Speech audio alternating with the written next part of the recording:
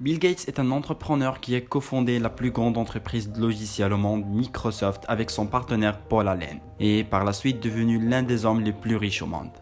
Le projet Microsoft de Gates et Allen a réussi grâce à l'innovation technologique, à une stratégie commerciale pointue et à des tactiques commerciales agressives. Grâce à ça, Gates est devenu l'un des hommes les plus riches au monde. Et en février 2014, Gates a annoncé sa démission de son poste de président de Microsoft pour se concentrer sur le travail caritatif de sa fondation Bill et Melinda Gates Foundation.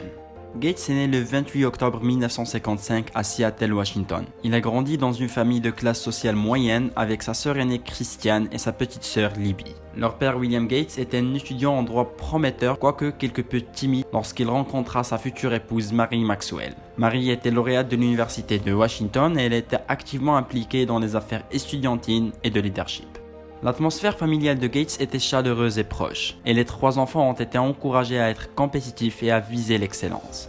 Bill a montré les premiers signes de compétitivité lorsqu'il a coordonné des jeux sportifs familiaux dans leur résidence d'été de Puget Sound. Il aimait également jouer aux jeux de société et exceller au Monopoly.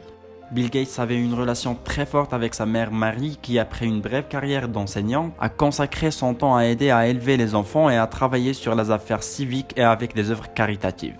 Elle a également fait partie de plusieurs conseils d'administration, notamment ceux de la First State Bank à Seattle et de IBM. Aussi, elle emmenait souvent Gates avec elle lorsqu'elle faisait du bénévolat dans les écoles et dans les organisations communautaires. Bill était un lecteur vorace dans son enfance. Il passait de nombreuses heures à se pencher sur des livres de référence tels que les encyclopédies. Vers l'âge de 12 ans, les parents de Gates ont commencé à s'inquiéter de son comportement. Il réussissait bien à l'école, mais il semblait souvent renfermé et ses parents craignaient qu'il ait une maladie psychologique. Et bien qu'il croyait fermement à l'éducation publique, lorsque Bill a eu 13 ans, ses parents l'ont inscrit à l'école Lakeside School à Seattle. Il s'est épanoui dans presque toutes ses matières, il était excellent en mathématiques et en sciences, mais aussi très bien en théâtre et en anglais. Pendant la période de ses études à l'école Lakeside, une société informatique de Seattle a offert de fournir du temps sur les ordinateurs aux étudiants. Gates est devenu donc fasciné par ce qu'un ordinateur pouvait faire et passait une grande partie de son temps libre à le découvrir. Il a écrit par la suite un programme en langage informatique BASIC qui permettait aux utilisateurs de jouer tic-tac-toe contre l'ordinateur.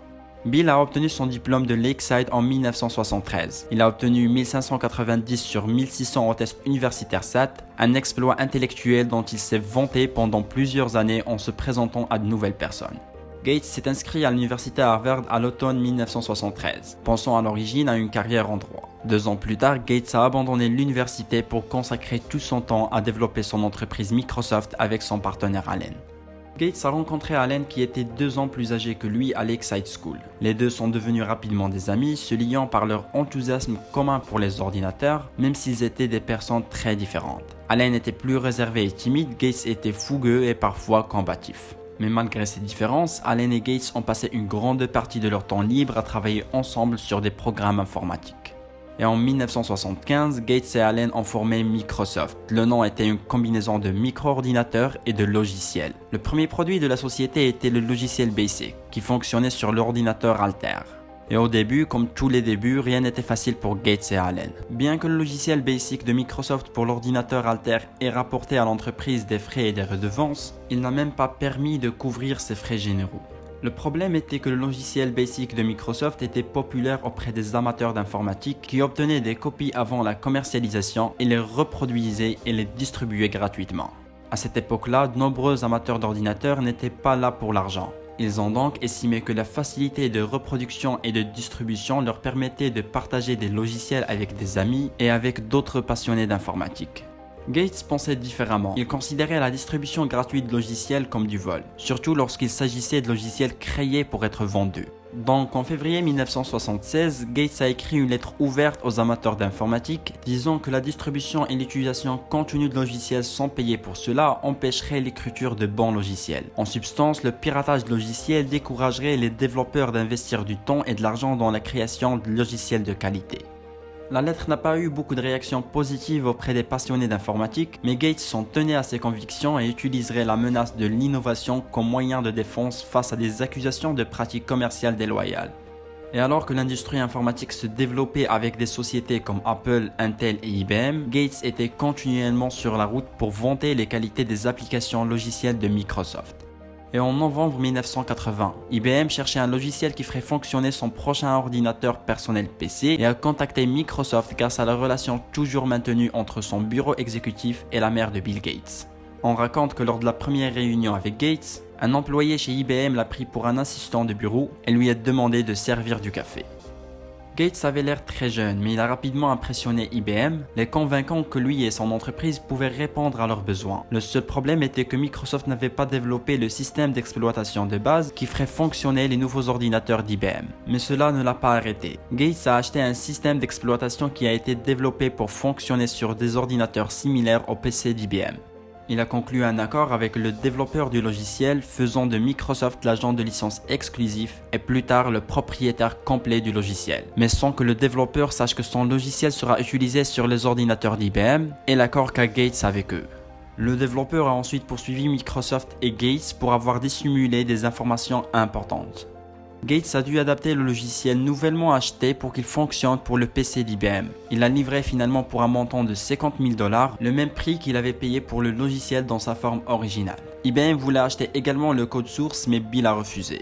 Il a proposé à la place qu'IBM paye des frais de licence pour les copies du logiciel vendues avec leurs ordinateurs. Cela a permis à Microsoft de concéder sous licence le logiciel qu'ils appelaient MS-DOS à n'importe quel autre fabricant de PC si d'autres sociétés informatiques clonaient le PC d'IBM. Et c'est ce qu'ils avaient réellement fait bientôt. Microsoft a également publié un logiciel appelé Softcard qui a permis à Microsoft Basic de fonctionner sur les ordinateurs Apple. Et suite au développement de logiciels pour IBM entre 1979 et 1981, la croissance de Microsoft a explosé. Le personnel est passé de 25 à 128 et les revenus sont passés de 2,5 millions de dollars à 16 millions de dollars. En 1983, Microsoft s'est mondialisé avec l'inauguration de bureaux en Grande-Bretagne et au Japon. Et on estime que 30% des ordinateurs du monde dans son temps-là fonctionnaient avec des logiciels de Microsoft. Et bien que leur rivalité soit légendaire, Microsoft et Apple ont partagé bon nombre de leurs premières innovations. En 1981, Apple, à l'époque dirigé par Steve Jobs, a invité Microsoft à contribuer au développement des logiciels pour les ordinateurs Macintosh. Et certains développeurs ont participé à la fois au développement de Microsoft et au développement d'applications Microsoft pour Macintosh. La collaboration peut être vue dans certains noms d'innovation informatique partagés entre Microsoft et Macintosh. Apple a ensuite développé VisiCorp, un système d'exploitation facile à utiliser et plus avancé que celui de Microsoft. Gates a rapidement reconnu la menace que ce type de logiciel pouvait présenter pour Microsoft. Il a annoncé donc dans une campagne publicitaire qu'un nouveau système d'exploitation Microsoft était sur le point d'être développé qui utiliserait une interface graphique. Il va porter le nom de Windows et serait compatible avec tous les PC. L'annonce était un bluff, dans la mesure où Microsoft n'avait aucun programme en cours de développement. Mais en tant que tactique de marketing, c'était un pur génie. Près de 30% du marché informatique utilisait le système de Microsoft et attendait à ce temps-là le logiciel Windows plutôt que de passer au nouveau système d'Apple. Et en novembre 1985, près de 2 ans après son annonce, Gates et Microsoft ont lancé Windows. Visuellement, le système Windows ressemblait beaucoup au système Macintosh de Apple. La raison est que Apple avait précédemment donné à Microsoft un accès complet à cette technologie pendant qu'il travaillait à rendre les produits Microsoft compatibles avec les ordinateurs Apple. Gates a donc pleinement profité de la situation et a créé un format de logiciel qui était étonnamment similaire au Macintosh. Et malgré le succès de Microsoft par la suite, Gates ne s'est jamais senti totalement en sécurité. Toujours à l'affût de la concurrence par-dessus de son épaule, Gates a développé un esprit de compétition dans son entreprise. L'assistant de Gates a rapporté être venu un jour tôt au travail pour trouver quelqu'un qui dormait sous un bureau. Il a envisagé d'appeler la sécurité ou la police jusqu'à ce qu'il découvre qu'il s'agissait de Bill Gates. De même, Bill s'attendait à ce que tout le monde dans l'entreprise ait le même dévouement. Son style de gestion conflictuelle est devenu une légende, car il mettait continuellement en défi les employés et leurs idées pour maintenir le processus créatif. Et en mars 1986, Gates a introduit Microsoft en bourse avec un premier appel IPO de 21 $ par action, ce qui a fait de lui un millionnaire à 31 ans.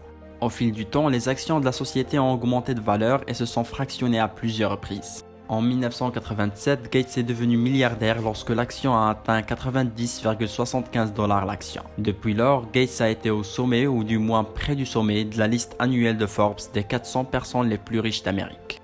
Et en ce qui concerne sa vie personnelle, en 1987, Melinda French, une chef de produit Microsoft âgée de 23 ans, a attiré l'attention de Gates alors âgé de 32 ans.